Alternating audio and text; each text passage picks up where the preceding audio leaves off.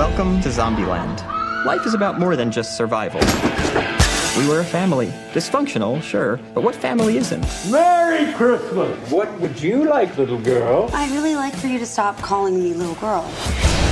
It felt so good to be on the move again. Whoa! Oh my god, I'm so sorry. Hi, I'm Columbus. Madison. This is Tallahassee. Hey, Paul Blart. Is this your dad? Oh, whoopsie. I forgot the seatbelt rule. Oh, so she knows the rules? I told her just a few of them. 73. Are there more? You're cute. I like it. Oops, we did it again. It's the film board from the next reel on rashpixel.fm. We spoil movies, and this month, for the second month in a row, we've selected a sequel to a movie that we loved but didn't cover on the show. So we're effectively going to spoil two movies for the second time. I think we've done this more times than that, but it's just remarkable that we keep that we're doing it back to back here right now. So let's introduce our hosts right away. Say hello, Zombiephile, Pete Wright. It's time to nut up or shut up, everybody. And welcome back, Horror Meister, Tommy Handsome. It's time to nut up or shut up, everybody. Again, with the double. And we, Special 3, would like to give a special welcome to a special guest host coming to us from the Nerd Critic podcast. Say hello, Jordan Peterson. I will say hello. And I will also confirm that my name is Jordan Peterson, but not that Jordan Peterson. So, oh yes, I totally will say that. That guy. You can just call me Jordan, Nerd Critic. It's good to have you here with us on this one. Thank you. Can you tell us more about yourself and then all the goods you got over there on Nerd Critic? Sure. So you know my name and you know my podcast. It's Nerd Critic. The log line of Nerd Critic is that we do a deep dive into big movies from the dual perspective of critical nerdiness. So cool. The idea is that me and my co-host CJ really dig into, we try to do the most popular movie every week, and we give it the full nerd treatment and the full critic treatment. I bend toward the critic angle, and my co-host bends toward the nerd angle, but we like to think that we can moonlight as each other's roles as well. Anyway, it's a lot of fun. We have a blast. He is very much the credentialed nerd, and I pretend to be something of a credentialed critic, but I don't really know what that means in the modern era. I think that's anybody who thinks they're a critic. It can mean whatever you want it to mean. That's the beauty exactly. of it. It's like calling yourself an artist. Right. I'm an artist. Exactly. I got the badge. So who likes zombies? Anybody? Zombies? Oh my goodness. Zombies! Don't even start with me. This is a subgenre of horror that I can't get enough of. I know, that's why I introduced you as a Zombiephile. And you just backed me up with the tagline from the movie. Talk about what you think about zombies in general. Well, I love zombies. I love zombies so much. I love the history of the cultural representation and resonance of zombies. Why do I like zombies so much, you guys? I don't get question. it. It's bananas. But I really do. I love them. I love interpretations of them and reinterpretations of them. I'm a big fan of the 2004 Dawn of the Dead. When zombies started running, that was fantastic. More running zombies. I like the running zombies. And so I have been celebrating, 100 years plus of zombies in movies. And no matter what I say from this point going forward about Zombieland Double Tap, this movie meets a bar for me that is very visceral. It's like the bar. It might not be a high bar, but the bar is there, and there are things in here that are enormously satisfying for the zombie lover in me. Then we get to talk about the movie. Jordan, do you have a particular zombie feeling about zombies and the zombie genre? I am not I would not call myself a zombiephile. In fact, I think that Zombieland represents that and Shaun of the Dead. So you can kind of see where this is going. Those two movies sort of represent my affection for zombie movies. And if I had to pick a favorite zombie movie, Zombieland is an easy, natural, no question pick. I like it. But I think I need my zombies with a healthy dose of humor and other things. I think I can't. I'm okay with the 28 Days Later. I think it's fine. I think it's dated. But I'm more fascinated by the idea of zombies than I am by zombie movies themselves most of the time. Oh, Tommy, I introduced you as a horror meister, but do you have a particular feeling about zombie versions of horror? do I? I'm not a huge classicist, so I don't have a lot of interest in like the Wolfman or Dracula's or things like that. Zombies have sort of gotten into that area of, I feel like we have past running. We've kind of spread around as much as we can about them. So I don't have as much interest in it.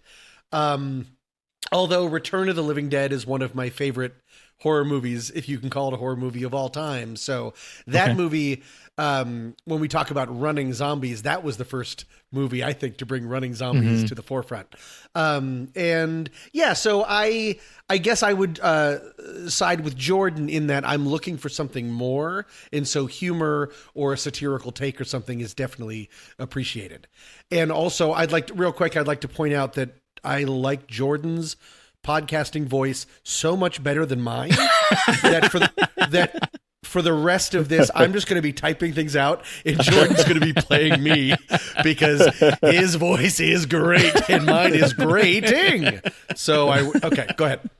Well, I mean, I've talked about on the show before that I don't really do horror, but no. Again, similar to Jordan, these Zombieland movies make it watchable for me. All the novelty and cruelty, the cruelty, yes. But I was meaning to talk about comedy. This week, of course, Zombieland Double Tap came out, the sequel, 10 years in the making.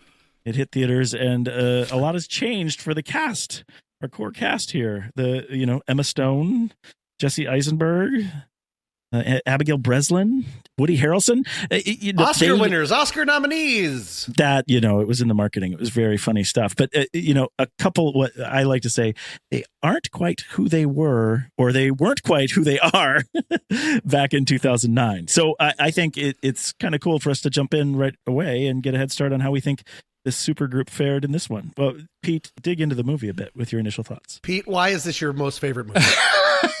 Well, in zombie movies right now, you got to look for a movie that actually brings something that like elevates the oeuvre of the zombie movie, right? I mean, you want to add something new to it. I think World War Z is a great example of a contemporary zombie movie that added something new by giving us just that sort of massive swarm mentality. It's like a zoom out to see what happens when you apply particle physics to zombies. And I really enjoyed that. It's like something different. I think Zombieland, the first one, was something different. It was unique. I think, you look at a movie like Warm Bodies, it's bringing something different to this thing.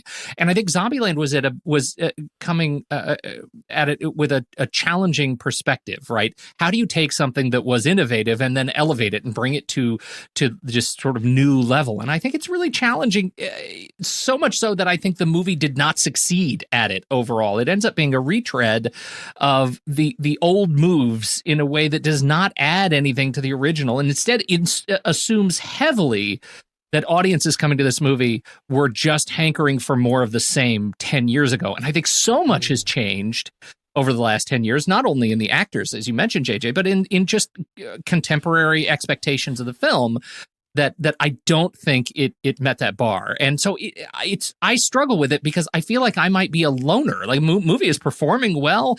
It's getting some solid reviews. To me, it's a meh movie at best. As a follow-up to Zombieland, it's a disappointment. That's interesting. And you say it's that they're hankering for more of the same movie or of a same kind more of movie? Of the same movie that they got in Zombieland. So more of Zombieland. Yeah, more of Zombieland. Okay, so that's the thought behind it. I think that's interesting. I don't know if it's interesting. It might not be. Tommy, what did you think? I thought it was great. You did? No, I thought what Pete said was great. This movie, I really liked the first Zombieland, and I had such a visceral reaction to this movie that I was wondering if I had just sort of like gotten up on the wrong side of the movie bed. At times I'm a very big believer in what you're going into, how you're feeling when you see a movie can really change how you feel about it. I think they made the same movie again. Yeah. And it doesn't work anymore. Okay. Something about it does not work anymore. It's like I thought I wanted to see Zombieland again, and then they gave it to me, and I found this time it was shrill and desperate and incredibly easy and insincere and weird, and I really, really didn't like this movie. And I go into these movies with an open heart and open arms, and I thought this movie was just I was I was like a cartoon person who didn't like something. I was like crossing my arms and like rolling my eyes. Like inside, I was like, oh boy, here we go again. And I was like, why am I so angry? And I have to assume it was because some part of me was so looking forward to it. And I was so disappointed by this movie that it seemed like they filmed it right after the first Zombieland and then shelved it for 10 years. I feel like that's what they were going for. Then maybe that's not what I wanted. Yeah. Maybe things have changed enough in 10 years where I found it singularly unimpressive and just grating. I had a really hard time with it. Wow. I know, okay, right? Well, Jordan, I hope I'm not putting you out on an island here because they were both pretty strong in their initial thoughts. What did you think when you saw the double tap? Everyone be quiet. Jordan's about to start talking. Oh. I honestly, I'm experiencing a lot of emotions right now. And the first thing that I want to say, this is very important to me, is that I really hate a bandwagon. I really hate it. I hate it so much. It's such a boring thing to have happen. And yet here I am reluctantly climbing onto a bandwagon. I feel like a movie, the enjoyment of a movie is really just, it's like a game. It's like The Price is Right. Like you try to set your expectations just high enough, but not go over. And I think a lot of the time I feel like I don't have a lot of control over my expectations. And sequels are really, really rough because if you really loved the first movie, then it's going to be maybe impossible, or at least impossible for somebody like me who apparently just doesn't have any control over his emotions, to lower my expectations in a safe way. I saw the preview. I was unimpressed. My hopes remained high, and I was really, really disappointed. I feel like everything that Pete and Tommy said, you guys are pretty much right on. I will say I didn't feel angry. I felt really disappointed and really tired. A movie like this, a movie that behaves this way, just makes me feel really, really tired. I left the theater just totally drained of energy. And feeling, just sad, and knowing generally speaking what had happened in terms of like how a movie like this gets made, and being just sort of saddened by the total lack of inspiration, and wishing to heaven that the people who kind of scripted this movie and decided how to put it together had taken a lot more care with it. And I just didn't feel like it was there.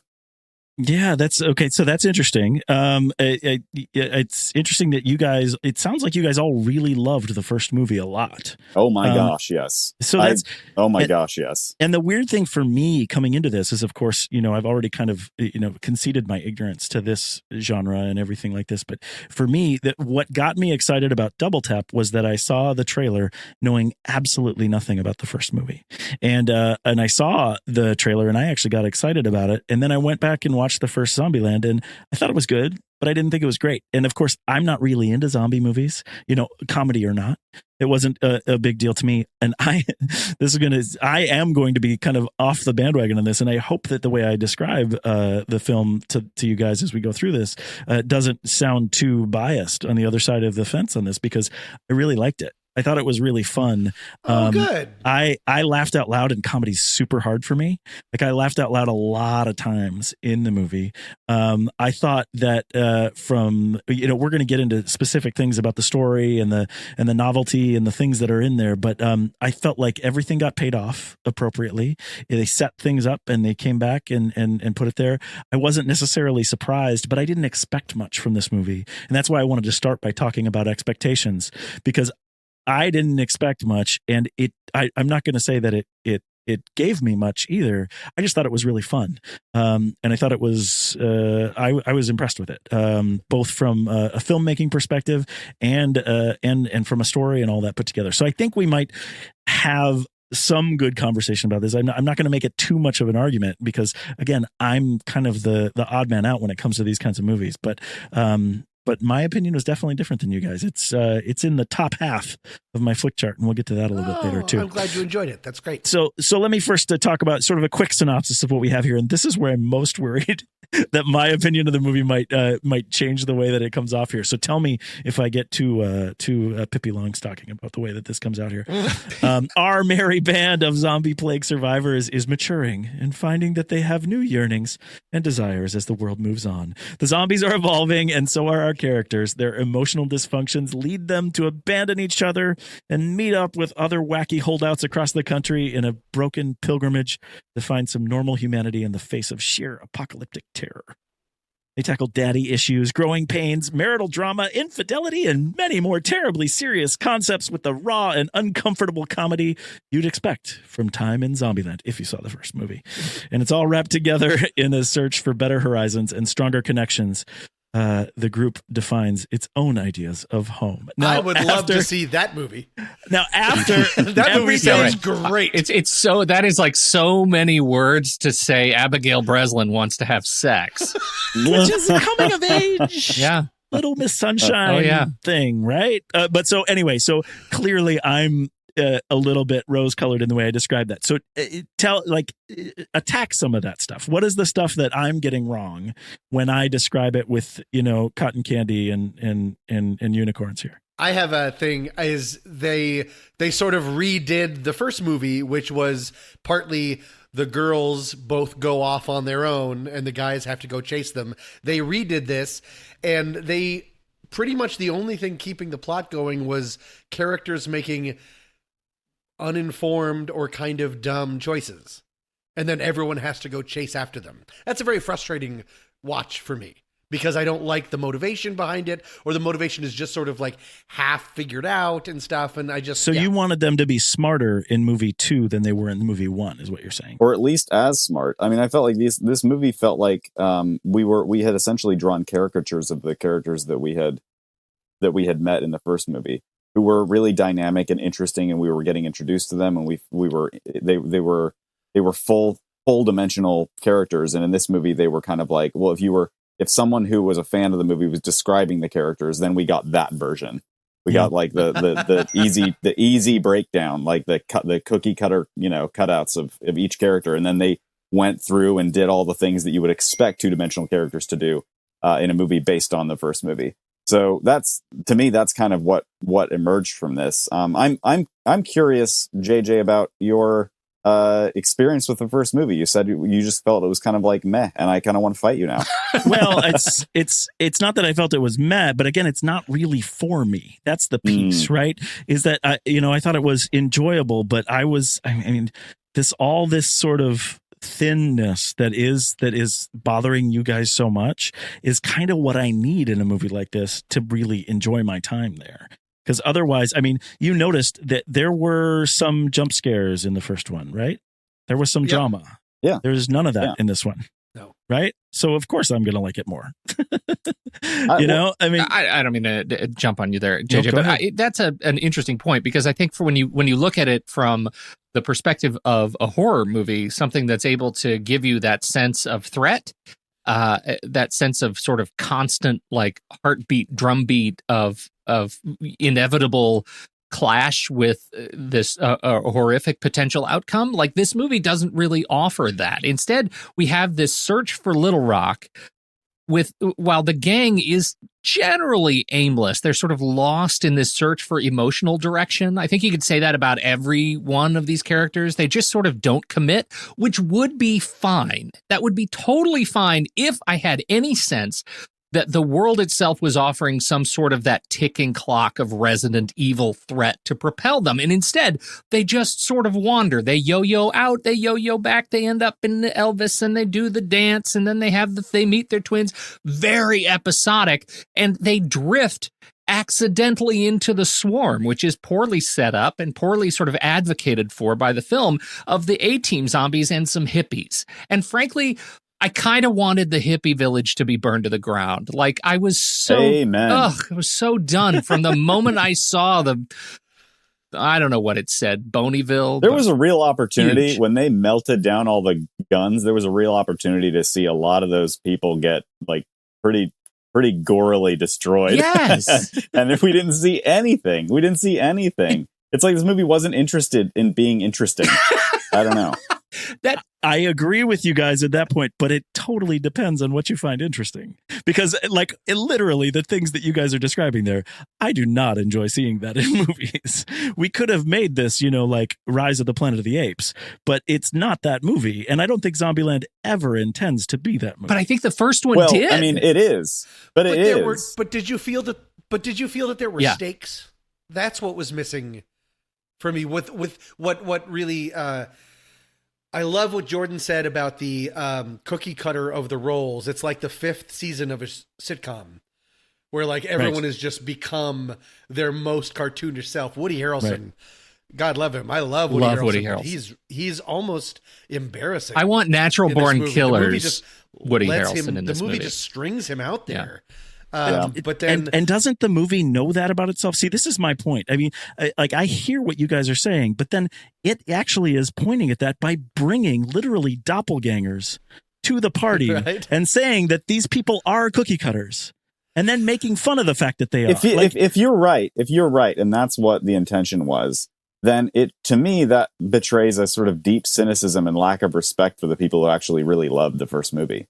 Because that's not what the promise of the first movie is. Like, the first movie is delivering a really complex and wonderful thing. And the people who really loved it did not come to see a bunch of winking gags. Like, they came to see a follow-up, whatever that means. Do something interesting. And instead what we got is kind of like a bunch of inside jokes, sort of.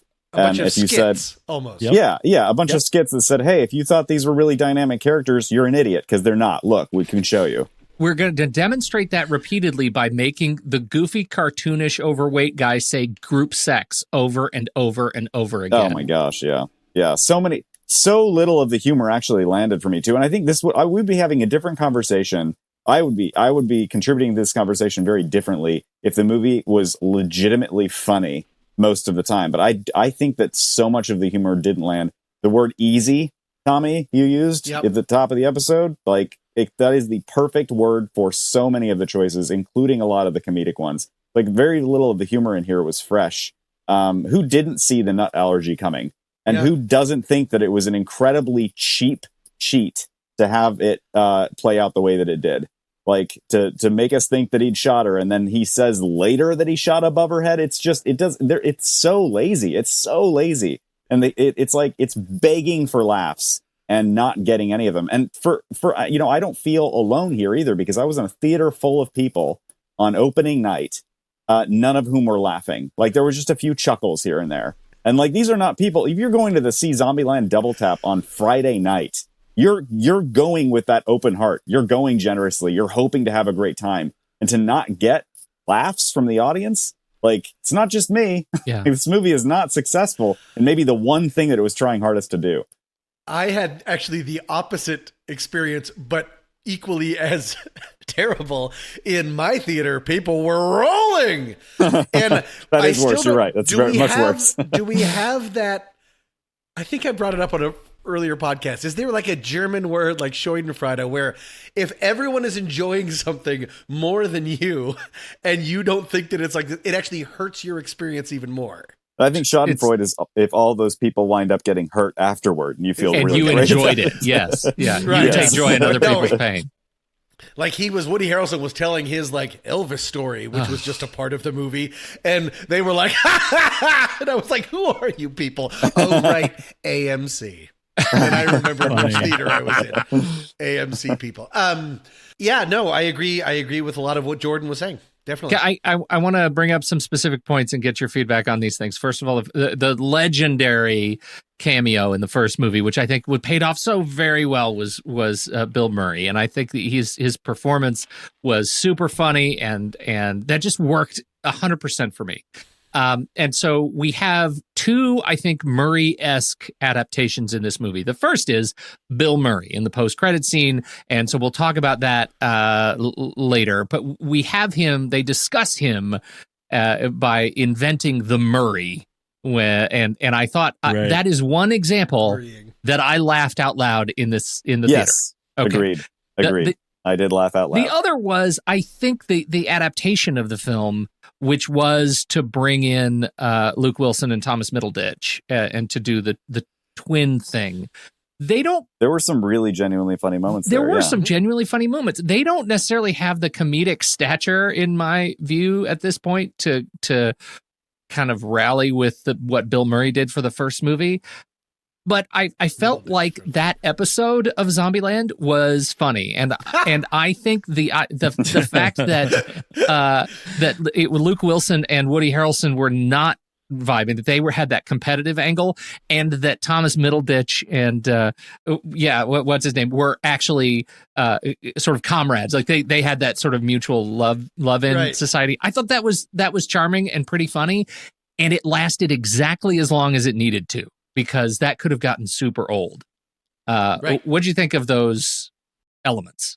Well, I loved them all. I mean, to me, they spoke to that sort of, again, that self-referential cookie cutter thing that we're talking about. I love the novelty sort of categories of giving them all the city names and how they played around with that. And I liked Middleditch and Wilson when they came in. I agree with you that killing them off was great. Probably not for the same reason that you do, because you wanted them, you were going to get tired of the skit if it kept going. But for me, I thought it was a dynamic choice to bring them in as something that was going to be important and then just kill them off so quickly. Them, and with Madison, played by Zoe, how are we pronouncing that? Deutsch. I really enjoyed all of them, and Rosario Dawson, who can do no wrong in my world, even though she was saddled with some pretty rough stuff in this movie. One of the things that, the back effect was, I was like, oh, thank goodness, because I find our main character so grating. Yeah, now. Right. Because if they become, like Jordan said, like more cookie cutter, Woody Harrelson was manic. What's her name was like the ultimate cool girl. Emma Stone. Breslin just wants to do a weird drum circle. And Jesse Eisenberg was Eisenberg's all over the place. He was like, his eyebrows were in a completely different movie than the rest of his face. And so, yeah, that was like, oh, fun. But then it made me feel bad also about the movie, because it was like our heroes are the ones that I want to get away from. The fight itself, I felt so genuinely hurt for Rosario Dawson, who spent that sequence running in circles around the Elvis Hotel, shooting not at anyone. Like that was, it was like comically poorly blocked. And I felt like, am I alone in this? This is just like staged so badly. You mean the one really long cut fight? Yeah. I disagree with you. The movie came to life for me in that. That was like fun. For me, I thought that was really fun blocking and really fun camera moving in and out. Obviously, it's faked as one long cut. But I was like, why? All the other action was just close-ups of heads being shot. Yeah. It was so lazily blocked. And that I was like, why did all of the energy go into that one thing? I loved it personally. I thought that was exciting. It gave me too much of an opportunity, Tom, to think, where is everybody right now? Because these two pairs are off fighting one another, and yet we still have Rosario Dawson. There was a lot of just sort of like still loading a revolver. Right, which is just, it just was ridiculous. You say she's saddled with rough stuff. She's saddled with being the inane girl part, like in what could have been a very cool sequence. And I think that was a poorly conceived, great idea, like great inspiration. I'm totally with you. Like there's a lot of energy to it, and however you want to achieve the long cut, it was great, but I just feel like it was a misuse of utility characters, so I struggled with it. Fair enough. I'm gonna say that I think that the only thing that really truly worked about that, we'll call it, I love calling it that episode of the movie, because it was super episodic, was that scene between Jesse Eisenberg and Thomas Middleditch. And I think actually Thomas Middleditch is a just bona fide comedic genius. Me too. I'm a huge fan of Silicon Valley, and I think he is just absolutely stunningly funny. And he and Jesse Eisenberg, like that scene was written perfectly. It was executed perfectly. Those actors knew exactly what they were doing. It was edited with better pacing than maybe any other scene in the movie. And it was really, really funny. I mean, I was in stitches during that scene. Everything else about that for me just personally. Yeah. The Say it text again? of the titles got in the way for me. That was too. It was a little much. They were doing great on their own. I didn't need these extra pyrotechnics. I'm sorry. Yeah. No, it's all right. I agree. I think it was a little much. It didn't bother me very much because I really loved how they were so strongly and forcefully juxtaposing commandments and rules, and how it seemed busy, but in kind of like a delightful way. But nothing else about that episode or sequence worked for me. The best thing that can happen if you're in a movie or TV show these days, some of these premium TV shows that kind of like love to pull off these cinematic stunts, like Daredevil and things like that. Yeah, check it out. Yeah, Daredevil's a great example. I mean, Game of Thrones did it a bunch of times. Like these really, really long shots that are incredibly complex and hard to block. And we love, it's a feather in your cap as a filmmaker. Like, check out what I pulled off. The best case scenario is that the audience doesn't really notice except for the way that they feel. So you're you're in the middle of the scene and you're just thinking, oh my gosh, I feel such incredible connectedness and tension in the scene. And it's because they haven't cut. It's really amazing. And then if you go back and think about it, you're like, oh my gosh, they didn't cut, but you're not thinking about it in the moment. So in this movie, that's happening. I'm like, oh, they're not cutting. I get it. They're trying to pull off a cool stunt. And it wasn't working at all. It just was like, I could just see right through. I could see the filmmakers sort of patting themselves on the back for blocking out this cool scene. Like, this is going to be the amazing thing that everyone is amazed by. And I'm like, it's honestly, it's poorly set up. It's poorly executed in some ways. And at the end of it, there aren't any real consequences here. The stakes are missing. So I really don't care what's going on. Like, I'll watch your neat blocked scene, but like, it's not going to do anything narratively. So yeah, didn't really work for me. Yeah, and I will say, like, I usually am paying attention to that, and I didn't even notice it because I was sort of caught up in the scene. I didn't. I would say not necessarily in a positive way. The fight for me wasn't as wonderful as it was for you, Tommy, and I think that probably it has to do with a lot about that setup, because I am looking for those novelty things. You mentioned the words. That being too much and the stuff there, that's kind of the stuff that I like. And one of the things that I noticed is when they pulled out after they had that whole conversation with all the chyrons and stuff like that are coming over, and the letters were broken up on the ground. Did you see that? Yes. Yeah.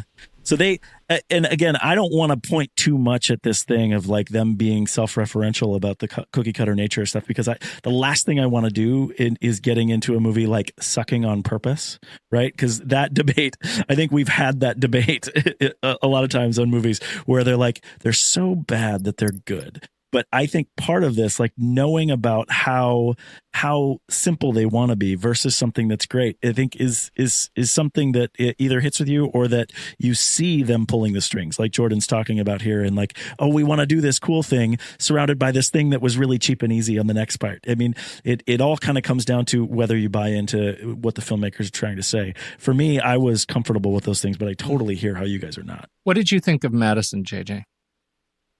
That's a really good question. It's a good question. Yeah. So from a comedic standpoint, I liked when so for example, let's talk about the binoculars bit, right? The binoculars bit, she doesn't know how to use the binoculars. She, does the big, small, little, tiny, and this thing back and forth. I like how long they let her run with that. I think it was a risk that they took with her. But for me, watching Madison the whole way through the story, I thought she was lying about the fact that she was an idiot. I thought that what I was thinking was banking on in the story is that she was actually intelligent and that this was an act. And that might be because I've seen Zoe Deutsch and other things. I don't know. She turns out to be very, very smart. In real life. Right. And she's got her own rules or something, that's what I was thinking was going to happen with the character. So to answer your question more directly, Pete, I thought she was someone other than that she was, but I liked that they gave this new, what some people might call like a guest character. They gave her a lot to try and make happen from a comedic standpoint. And I don't think all the jokes hit, but I liked the fact that they went all the way with her. I thought she was a very lazily written character who the actor knocked it out of the park. Cool. I thought she was hysterical. And I didn't like the character. Like, I didn't like the character. I'm sorry. Not that I didn't like the character. I didn't like the characterization. She's wearing a juicy.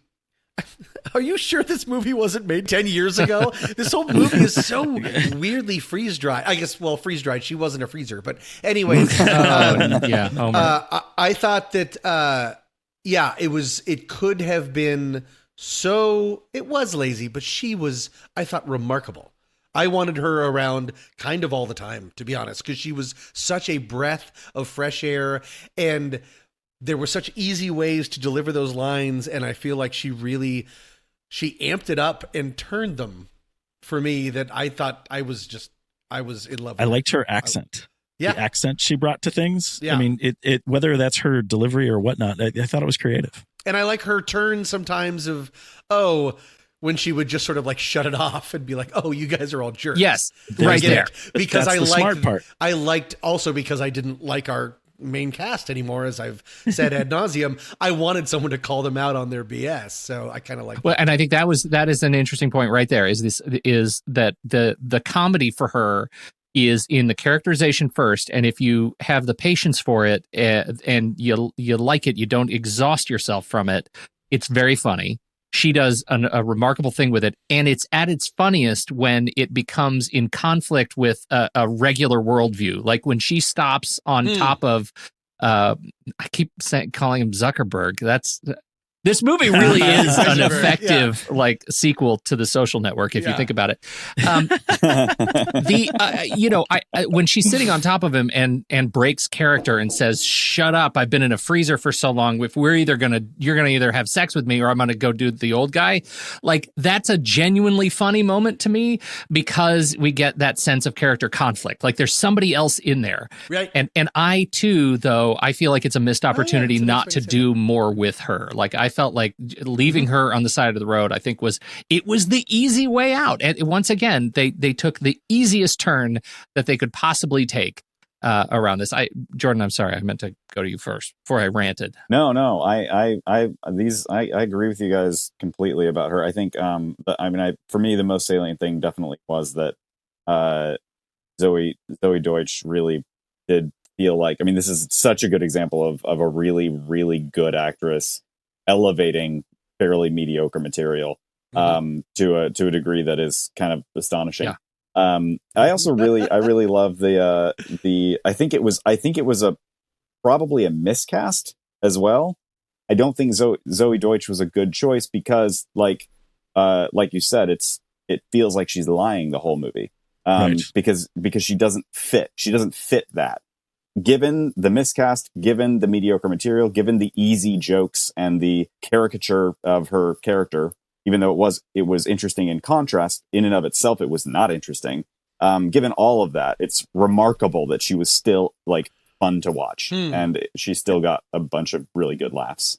Yeah, no, I agree, and that's the thing. I think her character was potentially dynamic and diverse because of the way that it was brought out, and I love that you bring up that scene about her on top of Eisenberg in that role, because that is the window to that character that we see as she's probably smarter than we're giving her credit for, and I think that's pretty fair there. Yeah.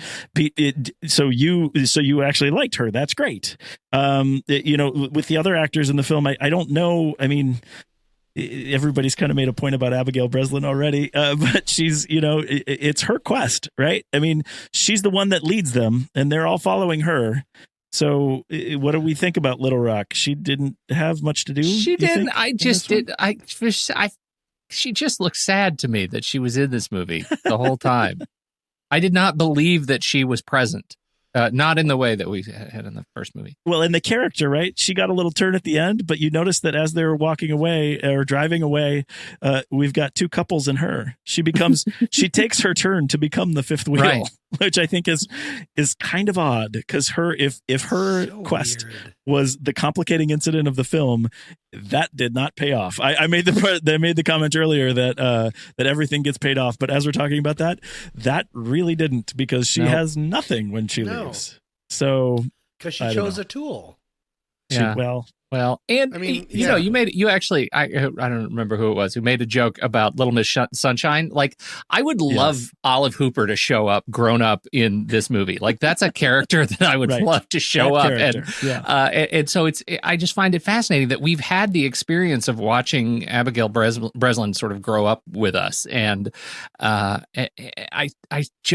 didn't see her show up, or I should say I saw Abigail Breslin show up, who was sort of shoehorned into the team again, and a team that just didn't feel sort of cohesive. You say she sort of led the journey, and I did not feel that. I did not connect to that. Yeah.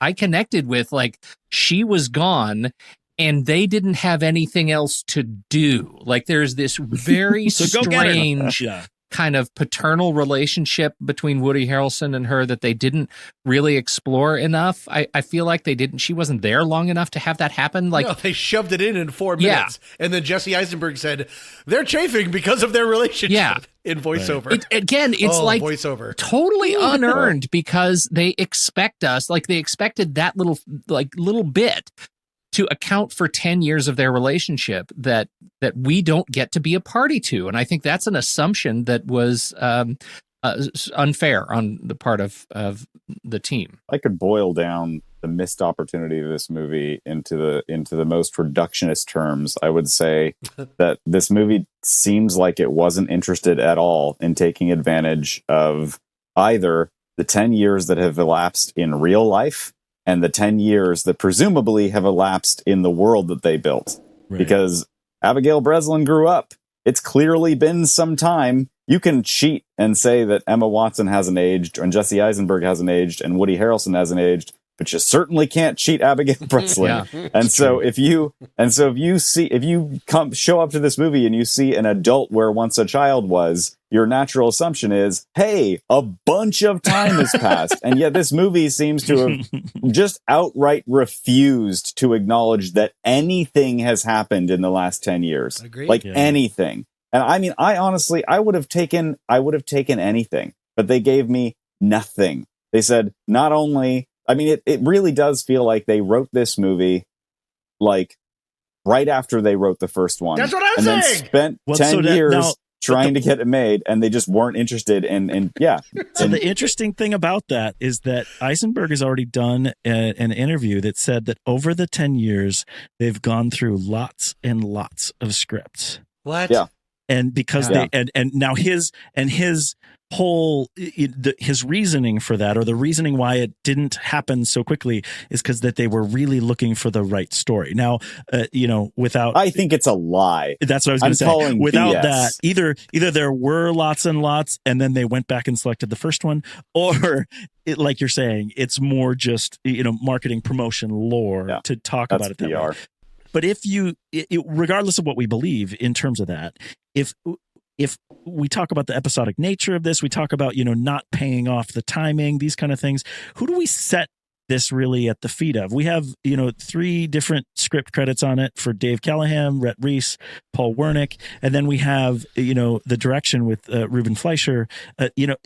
Which hand did we feel was the strongest? Right, to me right now it feels like the script, because even the things that I liked in the different episodes of this wonderful TV show that you guys didn't, they still feel like script elements to me. Do you guys agree with that, or do you think we should be calling out Ruben a little bit? Well, I think it's I think this movie is subject to extraordinary groupthink. Like this movie is just so improvisational that you just feel, and these actors are genuinely talented improvisers, right? So what they let filter into the movie that was not in the script, I'd be very interested to see the a draft of the script compared to the shooting script. Like I just feel like there have got to be some extraordinary differences. But there is a quote from this is from Paul Wernick that I think exemplifies the thinking about this. It speaks specifically to Bill Murray, but it exemplifies the thinking and the approach to the film.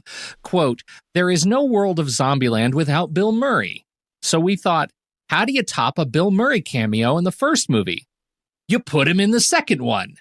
Which I think is straight up rubbish. Like that is the cheapest, easiest, stupidest laugh. And I totally respect these guys and what they do. It's so hard to make a movie, but this one just felt like it was going for such an easy win, and I feel like it was, as a result, it's talking down to me, and I think that's a result of just this collectivist sort of groupthink, on set, in the edit booth, whatever they're doing. It just I wouldn't even know where to begin to assign responsibility for some of this stuff. It looks like they all had a lot of fun. Yes. So that's good. Thank goodness. I'm so glad. That's not necessarily the best recipe for a good movie, but it seems like they're all having a good time. Yeah, no, and it's I great. like the idea of the improvisation versus the script. One of my favorite lines, I can't remember exactly what it was. No, that was good. You shot your alcohol, then you shot the zombie. It's a great line.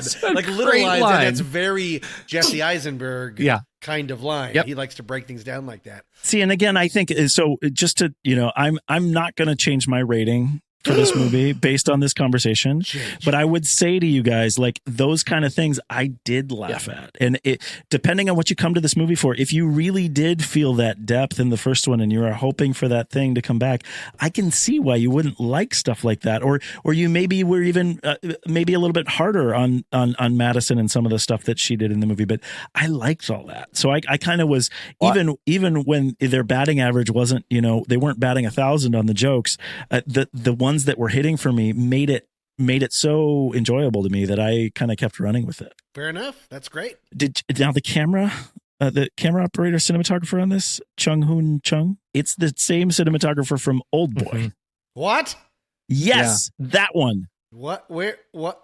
Why? Yeah. What? And I will tell you, from a camera perspective, there is some really cool stuff in this movie. There is, but then there's a lot of close-ups. Yeah, well, but see, that sounds like direction to me. So the thing that, like, there's this shot that I want to draw attention to, because I feel like my experience in motion control usually can allow me to see behind to see how this happened. Mm-hmm. But when they walk up to Babylon, and you get a shot that comes from the ground and then rises extremely quickly up about what we assume is like somewhere between 15 and 20 stories, then goes up and then settles on the top part of Babylon.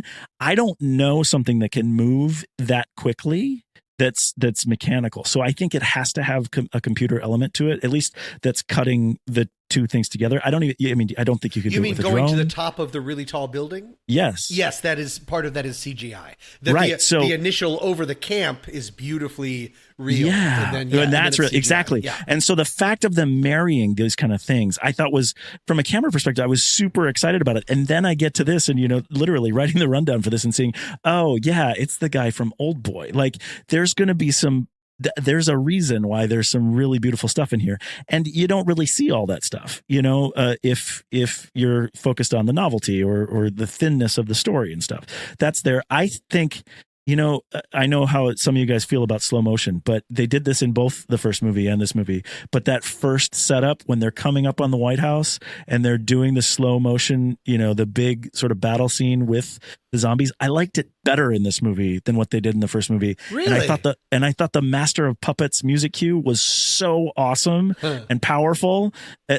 Again, that, and with my expectations coming to this movie, that really nailed it for me. I loved that stuff. So from a camera perspective, I was super excited about this. I'm curious about that, because the first one, I think we had shorter cuts of slow motion horror that were higher frame rate captures. Okay. And I really, really liked it. And I found myself saying repeatedly in this movie to myself, I wish it were slower. I wish I had more of that visceral sort of. And they only did it the once. Yes, it was. That was not used enough. But thank God there were 3,000% more titles on screen throughout the movie. That's what people liked, right? Remember that when that one title on screen peed? I was like, all right. I would like to just speak to that opening sequence a little bit, because it was such a clear shout out to the first movie, and if you're worried that they're going to just rehash the first movie, as we've kind of suggested that they did in many ways, then I don't see any clearer signal that they're going to do that than the way that they treated the opening sequence. Sure. But I think that the way that the opening sequence was treated and the title sequence was treated in the first movie was so richly wonderful and so inventive, and so it was something everybody talked about. And one of the reasons I think everybody talked about it is that it set the tone perfectly for the movie right away. This is going to be an awfully gory, a little terrifying, really hilarious movie. And that is exactly what Zombieland was. And in Double Tap, we have this opening sequence that doesn't communicate much of what the movie is going to be, other than that these characters are coming back and we've got more zombies and it's going to be really violent. And when even down to, and this is maybe sounds a little nitpicking, but and they put it in the preview, and this is actually one of the things that raised red flags for me in the preview, was that this is so weird to say. I feel weird about saying this, but the expressions on our main characters' faces during that sequence were so uninteresting to me that I wondered what was happening. I was like, were you guys getting direction? Were you making any decisions, or did you just pick a face then stick with it? They were the whole time. They were filming the run through. Yeah, honestly, it was so desperately boring. I couldn't understand why I wasn't seeing a single interesting choice that whole sequence. And I was wondering, is it just because they like look tough and shoot guns? Okay. Yeah. And we're just going to do that for 5 minutes. And it felt like I was like, there's literally nothing for me to watch here. And even the gore that I'm seeing is very clearly CG sort of aided. So there was really nothing to be interested in. And it was really challenging. It was a disappointing start to a disappointing experience for me. Well, that reminded me a lot of the action, when Jesse Eisenberg is up on top of the bus, 11 o'clock, 2 o'clock, 5 o'clock. It took an idea, ran it into the ground, picked it back up, ran it back into the ground. And then also, I think maybe it seemed like the director wanted to let his stars just sort of be cool with guns. And it was not interestingly filmed.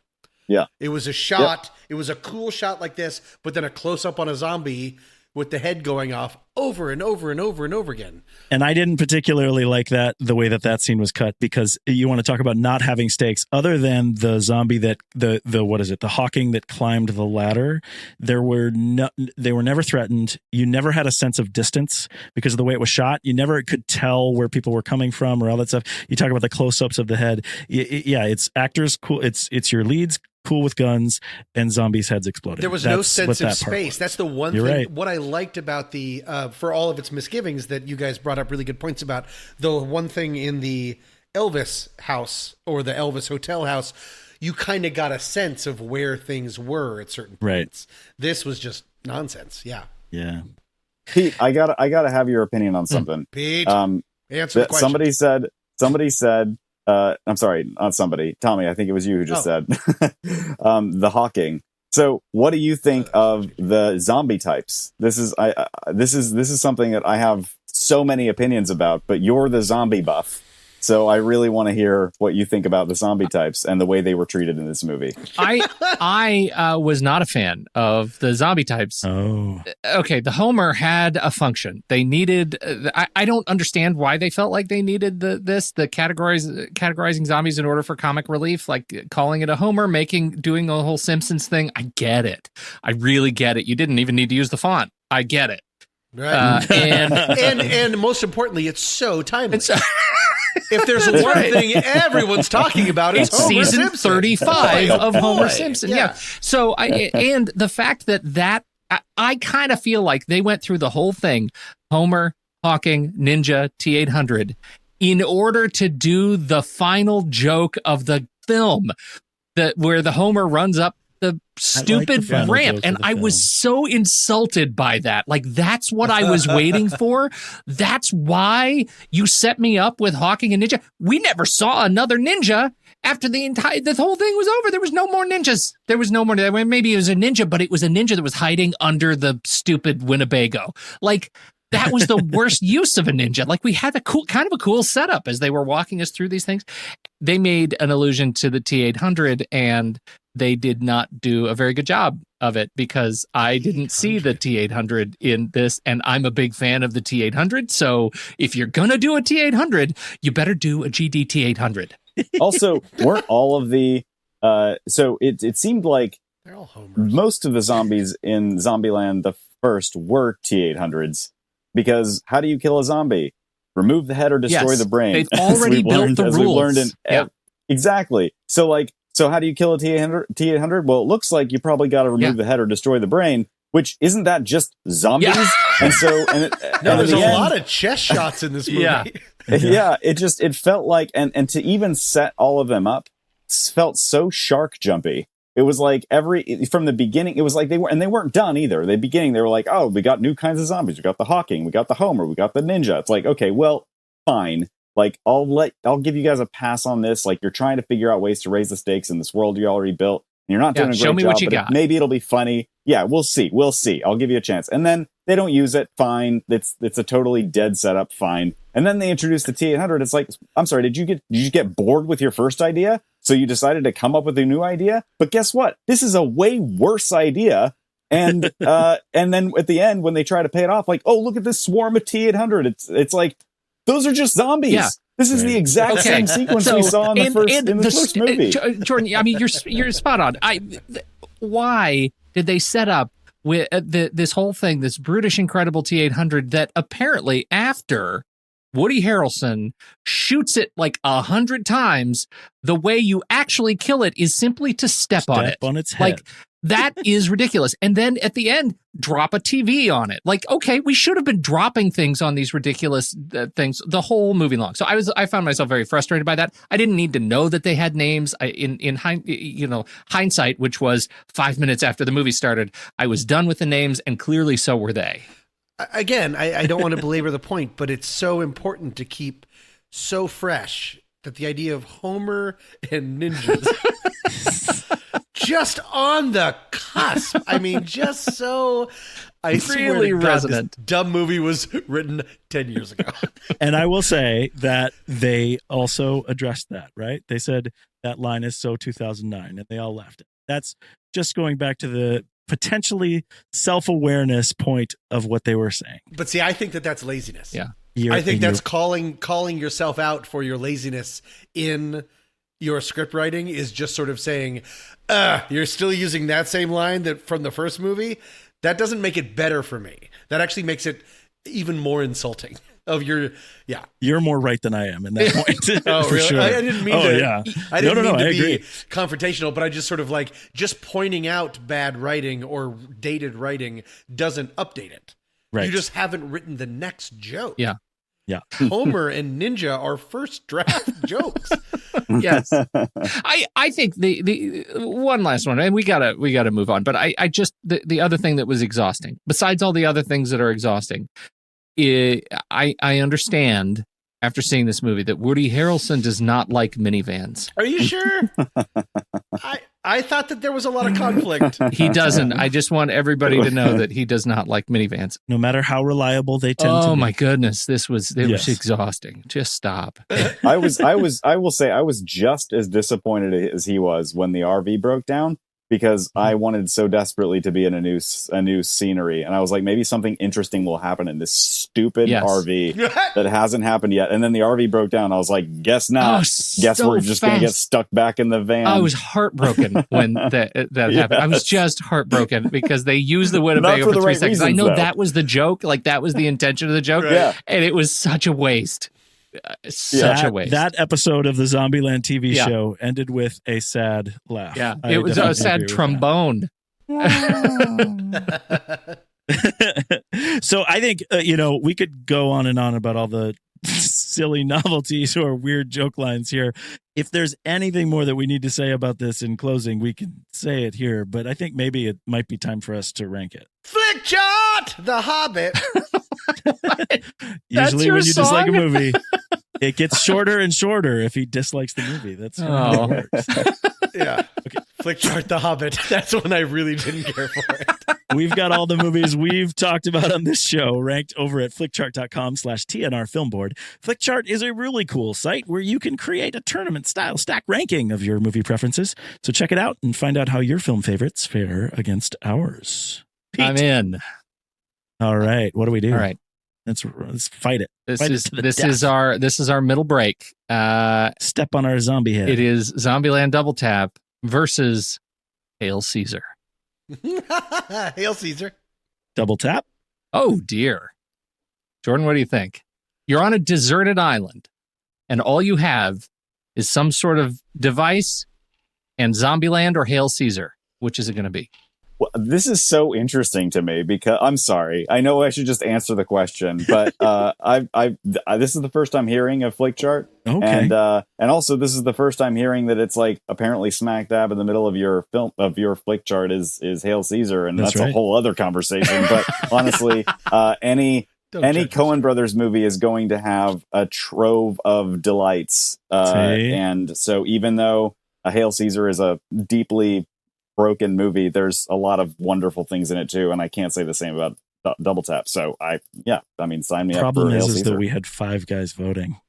It was a nightmare. It was a nightmare, I'll tell you that. Word But so I simple. can't even imagine. Would that it were so simple. That's right. I am also on board for Hail Caesar, so Hail Caesar gets All it, right. and we move on. The next one is, Tommy, this one's for you. Zombieland Double Tap or The Hobbit, An Unexpected Journey. Which one is that? Was that one of the Hobbits? Does it matter?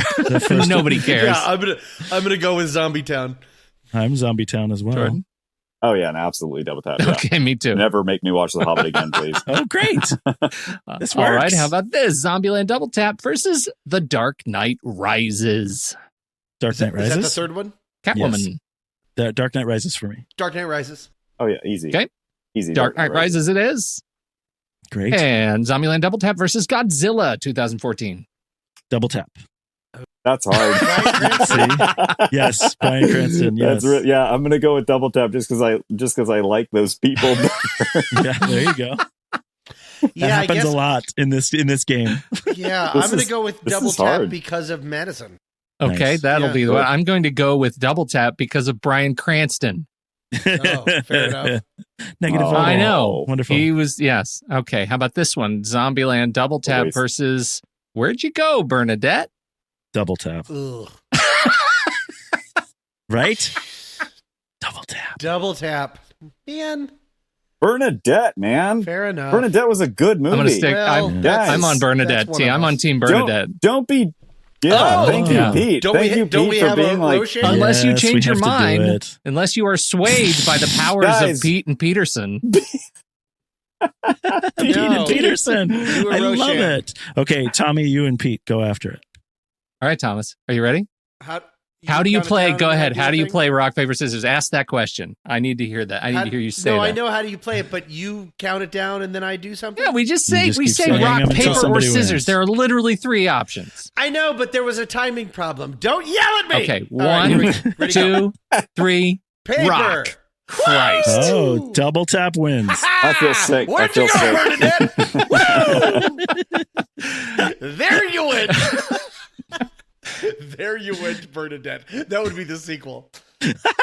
And there it is. Oh my goodness, you guys. Zombieland Double Tap is at number 56 on our flick chart. It's right between, I don't know how it ended up between The Equalizer and Where'd You Go, Bernadette? Nice. That sounds accurate for me. What are you going to do? Okay, so I will tell you that this now going to Yes. Letterboxd. I confessed earlier that I was not going to change my star rating based on the conversation, but I lied. No, I didn't lie. Oh. My mind was changed. So I Oh. dropped it a half a star. I'm going to give it 3.5 stars because, again, I enjoyed it. It was fun, but I totally understand your guys' points. So for me, it's 3.5. You enjoyed it 4 stars walking out of the theater? I'm telling you, I was Wow. riding high. I should have been That's with Real you. butter popcorn out of the living room. So, man, you would have slapped me in the Well, if we were to go by the algorithm, Flickchart says that this should be a 1.5 star rating on Letterboxd. See? Ooh, snap. Snap. Right. All right, Tommy, out of 5. 2 and a no like. Jordan, what do you think? I have deep moral issues with star rating systems. I know. So do we, Fair. but we've been doing it since 2011, so we kind of eat it up. Okay. What is it out Yep. of 5? 5.5 points. count. I think that this is a solid 2.5-star movie. Great. I don't know what the like means. Just whether you liked it or not, and I think you The did way like it. I'll So- tell you the way I don't think think I about liked the heart. It's the like on Letterboxd is that calculates for me the guilty pleasure. If there is such a thing as a sure, 1.5-star movie with a heart. Gotcha. Okay, Oh, fair that's enough. cool. I'm not gonna give it a heart because it just didn't have very much fun. Okay, That's so fair. 2.5 stars, no heart. I think I'm with Tom. I'm a 2-star, but it's a generous 2-star, and I'm not giving it a heart. I'm not giving it a heart. There are only so many hearts to go around, Oh, and I don't want to take a heart from a future better movie. Great. Well, where do we go from here? Next month, we are leaving it a little bit open. We did this last month, too, because what we really wanted to do this week, and we weren't able to do because it didn't open wide, was to do Parasite. And that is opening wide next month in this country. So we're going to try to do that if we can get everyone available. That's our idea. That is the weekend of November 8th, 9th, and 10th. That is our plan. We'll see if we can bring it all together because that is something that was brought to us by one of our fantastic listeners in our Discord server. Pete, on the Mothership Show, on the next reel, what are you guys working on? Oh, we're deep in Cronenberg, early Cronenberg. Coming up this week, as you are listening to Zombieland 2, Double Tap, we are about to release our show on The Brood, which is just, it's a real testament to the power of therapy. So I will leave it at that. We're doing just early Cronenberg right now. So we got The Brood, Scanners, Videodrome, and Dead Ringers coming up. And we wrap out the year, the rest of sort of the balance of November and December with our Steve Martin series. So That's exciting. That's Getting exciting. into some old Steve Martin. I forgot about Scanners. When I was very young and very sick, my dad rented Scanners not knowing what it was when my mom was out of town, and we watched it together, and I don't think my mother has ever forgiven him because of that one scene. Yeah, that's where a win. Someone's head becomes many heads. And it's early in the Spoiler alert. movie. It's early. Yeah. Yeah. Oh, yeah. Go ahead. Okay, Jordan, Nerd Critic, what are you guys working on, and where should people learn more about you and your show?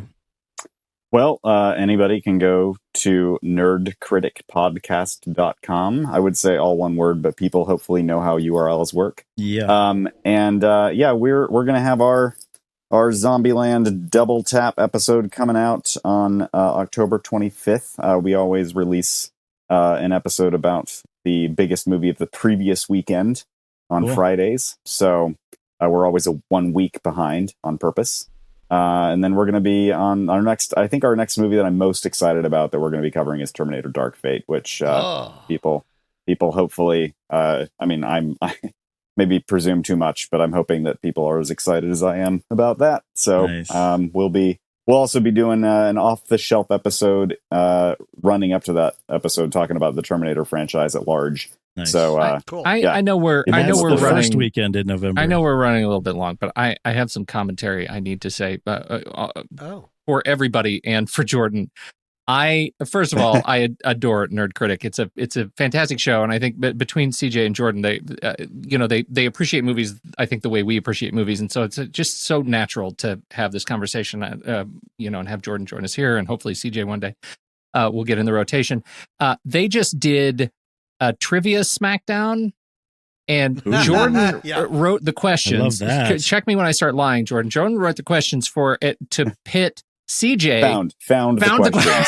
Found the Okay, questions fair, on good, my. that's good. I have possessed very little of the knowledge that I tested these two people. And so he wrote this, or he originated a quiz Sourced. to pit his co-host CJ against an incredibly overpowered listener. And Nice. it was one of the best episodes of the podcast. Like just that both of them go through this incredible roller coaster of just dominance and incredible shame. And I was on the edge of my seat. I was sitting in a Starbucks parking lot. I had to go somewhere and I couldn't drive because I was like shaking, ready to answer the next question. So it is a very current episode in their feed. Go check out Nerd Critic. If you're movie fans, if you're fans of our show, What's that episode go called? check out that. Do we know? It's called the Jordan? Nerd Critic. I think it's called the Nerd Critic Trivia Showdown. I wanna say. It's listed as a bonus episode because it's not technically a main episode. It's not an off-the-shelf episode. It's just a thing we did that we liked. Well, the Nerd Critic Trivia Showdown first annual. yes, Cool. I cannot. I That's cannot wait for the second annual already. I'm just saying, and due respect to CJ, he did great. Agreed. Well, I'll check that out because I'm a trivia fanatic too. So I sold it a little bit just a moment ago talking about one of our listeners that suggested a show for the film board. But if you have not heard about it, you should go and check us out on Discord. You can go to thenextreel.com and let us know that you want to hang out on our server where we gather with our fun film family and discuss lots of remarkable things from throughout the entertainment universe. We chat there about our different shows too. So come to Discord and interact with us on the internet. You can get there by The gang's all Patreon. Don't there. forget that, patreon.com/thenextreel. That's the easiest way to get to Discord. It's just give us your money. Oh, buddy. That's very good. Yeah, our gang is all there, and that's where we keep this conversation going. But for this one, thanks so much for hanging out with us. Say farewell, Jordan Peterson. I guess farewell is the word that I'm saying. Farewell. See you soon, Tommy Handsome. Rawr! And good night, P. Wright.